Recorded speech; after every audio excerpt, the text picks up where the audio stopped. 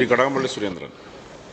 Sir, നമ്മുടെ സ്റ്റേറ്റിൻ്റെ അഭിമാനമായിട്ടുള്ള കെൽട്രോൺ സ്ഥാപനങ്ങളുടെ പുനരുത്ഥാനത്തിന് വേണ്ടി അങ്ങയുടെ നേതൃത്വത്തിൽ നടക്കുന്ന പരിശ്രമങ്ങളെ നമ്മുടെ സംസ്ഥാനം നന്നായിട്ട് സ്വീകരിക്കുന്നുണ്ട് സർ. അതിൻ്റെ ഭാഗമായിട്ടുള്ള മാസ്റ്റർ പ്ലാൻ പദ്ധതിയുടെ പുരോഗതിയെ സംബന്ധിച്ചും 2017 മുതൽ നടപ്പിലാക്കേണ്ടിയിരുന്ന ശമ്പള പരിഷ്കരണത്തിൻ്റെ കാര്യവും സേഫ് കേരള പദ്ധതി നടപ്പിലാക്കിയതിൽ നിന്ന് ലഭിക്കേണ്ട കെൽട്രോൺ ലഭിക്കേണ്ട ആ തുകയെ സംബന്ധിച്ചുമെല്ലാം തന്നെ ഗവൺമെൻറ് ഗൗരവത്തോടു കൂടി പരിശോധിക്കുന്നുണ്ടോ സർ? സർ, കെൽട്രോൺ നമ്മുടെ നാടിൻ്റെ കേരളത്തിൻ്റെ മാത്രമല്ല രാജ്യത്തിൻ്റെ അഭിമാനമായ സ്ഥാപനമാണ്. എന്നാൽ പലതരം വിവാദങ്ങൾ വരുമ്പോൾ ദേശീയ തലത്തിൽ നമുക്ക് ലഭിക്കേണ്ട ചില ടെൻഡറുകൾ, ചില ഓർഡറുകൾ തന്നെ നഷ്ടപ്പെടുന്ന സാഹചര്യം ഉണ്ടായി എന്ന കാര്യം ഞാൻ ശ്രദ്ധയിൽപ്പെടുത്തുകയാണ്. അപ്പോൾ ഇപ്പോൾ കെൽട്രോൺ നേവിയുടെ പ്രതിരോധ മേഖലയിൽ തന്നെ നേരിട്ട് ഓർഡറുകൾ ലഭിക്കുന്നുണ്ട്.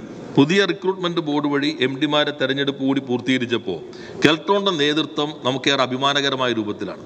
ചെയർമാൻ ISROയുടെ ഡിസ്റ്റിംഗ്വിഷ്ഡ് സയൻറ്റിസ്റ്റ് ആയിരുന്ന ആളാണ്. പുതുതായി ഇപ്പോൾ റിക്രൂട്ട്മെൻറ്റ് ബോർഡ് തെരഞ്ഞെടുത്ത മാനേജിംഗ് ഡയറക്ടർ വൈസ് അഡ്മിറലായി നേവിയിൽ നിന്ന് വിരമിച്ച ആളാണ്. ടെക്നിക്കൽ ഡയറക്ടറായി ഉള്ള ആൾ ISROയുടെ മറ്റൊരു ഡിസ്റ്റിംഗ്വിഷ്ഡ് സയൻറ്റിസ്റ്റാണ്. മറ്റൊരു ഡയറക്ടറായിട്ടുള്ള അദ്ദേഹം NPOLൻ്റെ ഇന്ത്യയിൽ തന്നെ ഏറ്റവും കൂടുതൽ അന്തർവാഹിനികൾ സഞ്ചരിച്ചിട്ടുള്ള NPOLൻ്റെ ഡയറക്ടറായിട്ടുള്ള ആളാണ്. അപ്പോൾ വളരെ വലിയ ടീമാണ് കെൽട്രോൺ നയിക്കുന്നത്. അത് നല്ല രീതിയിൽ കെൽട്രോൺ മുന്നോട്ട് പോകുന്നുണ്ട്. മാസ്റ്റർ പ്ലാൻ നടപ്പിലാക്കുന്നതിന് ഇപ്പോഴത്തെ സാമ്പത്തിക അവസ്ഥയുടെ ഭാഗമായി സർക്കാരിൻ്റെ സാമ്പത്തിക പിന്തുണയിൽ ചില പരിമിതികൾ ഉണ്ട്.